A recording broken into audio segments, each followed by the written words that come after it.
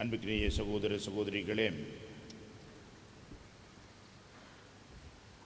மறைநூல் அறிஞர்கள் பரிசேயர்கள் இவர்களை ஆண்டவர் வெளிவேடக்காரர்களே, ஐயோ உங்களுக்கு கேடு என்று அவர்களை சாடுகிறார்.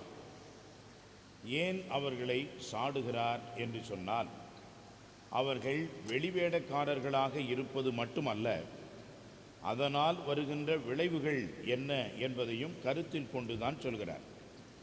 காரணம், ஆண்டவர் இயேசு சொன்னார், பரிசேயர்கள் சதுசேயர்கள் இவர்களை நீங்கள் மோசேயின் இடத்தில் இருப்பதனால் மதித்து நடங்கள், ஆனால் அவர்கள் சொல்வது போன்று நீங்கள் செய்யாதீர்கள்.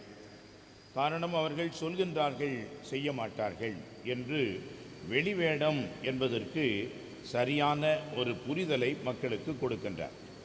வெளிவேடம் என்று சொன்னால், வெளியிலே அவர்கள் நல்லவர்களாக நடிக்கின்றார்கள், ஆனால் உட்புறத்திலே அவர்கள் எவ்வளவு தீமையானவர்களும் கொடுமையானவர்களும் கடுமையாக இருப்பவர்களுமாக இருக்கின்றார்கள் என்பதை நாம் உணர முடிகிறது.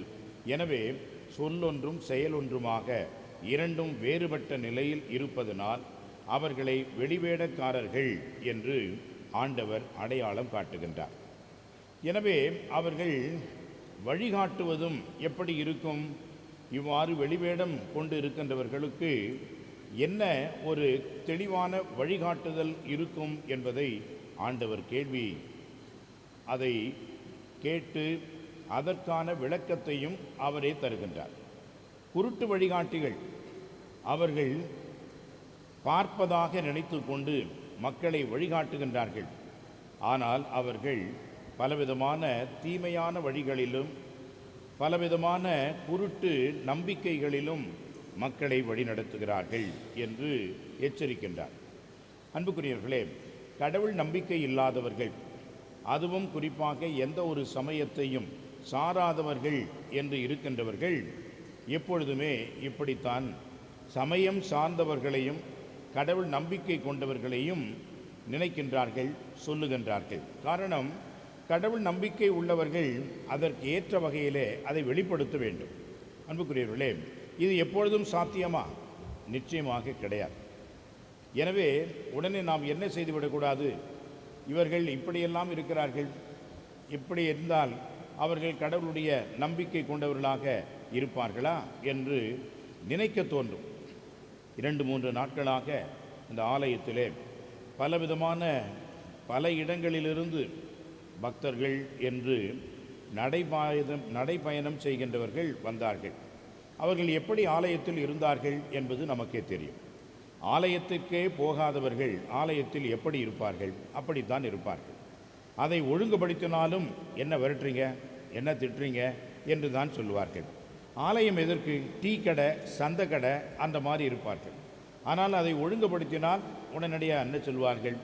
வெளியே துருத்துகிறார்கள், மிகவும் கடுமையாக இருக்கிறார்கள் என்றெல்லாம் சொல்வார்கள். அதை பற்றியெல்லாம் கவலைப்படவே கூடாது. ஆண்டவர் இயேசுவே சாட்டையை பின்னி துரத்தி அடித்தார்.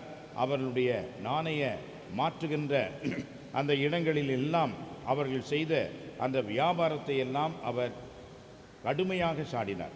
எனவே எங்கே ஒழுக்கம் இருக்க வேண்டுமோ, எங்கே கடுமை இருக்க வேண்டுமோ அங்கே நிச்சயமாக இருக்க வேண்டும். ஆனால் சமயம் என்பது மக்களை நல்வழிப்படுத்துகின்ற ஒரு இடமாக இருக்க வேண்டுமே ஒழிய, வழியாக இருக்க வேண்டுமே ஒழிய, குருட்டு வழிகாட்டிகளை, குருட்டு மக்களை நாம் உருவாக்கக்கூடாது. வேளாங்கண்ணி நடைபயணம் என்பது நல்லது, ஆனால் அதை நினைத்து கொண்டு ஒவ்வொரு ஆண்டும் சென்று விட்டால் தங்களுடைய கிறிஸ்தவ கடமை முடிந்துவிட்டது, தாங்கள் நன்றாக இருக்கின்றோம், தங்களுடைய வேண்டுதல் நிறைவேறிற்று என்று நினைக்கின்றார்களே, அதுதான் குருட்டு வழிகாட்டிகள்.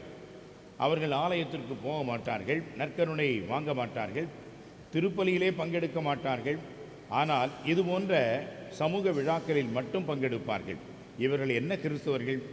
இவர்கள் விழா கிறிஸ்தவர்கள் என்பதை கூட இன்னும் மோசமாக இவர்கள் எல்லாம் சடங்கு ஆச்சாரம் இவைகளை நம்புகின்ற கிறிஸ்தவர்கள். இவர்களை பற்றித்தான் ஆண்டவர் வெளிவேடக்காரர்களே என்று கடுமையாக சாடுகிறார். எனவே அன்புக்குரியவர்களே, நம்முடைய வாழ்க்கை மாற்றம் காண வேண்டும், நம்முடைய வாழ்க்கை மாற்றம் பெற வேண்டும். நாம் என்ன நம்புகிறோமோ அதை நாம் ஒவ்வொரு நாளும் கடைபிடித்து வாழ்கின்ற மக்களாக இருக்க வேண்டும். மற்ற அனைத்துமே வெளிவேடமாக மாறிவிடும். எனவே தான் ஆண்டவர் உள்ளார்ந்த வகையிலே நம்முடைய ஆன்மீகத்தை பார்க்கின்றார்.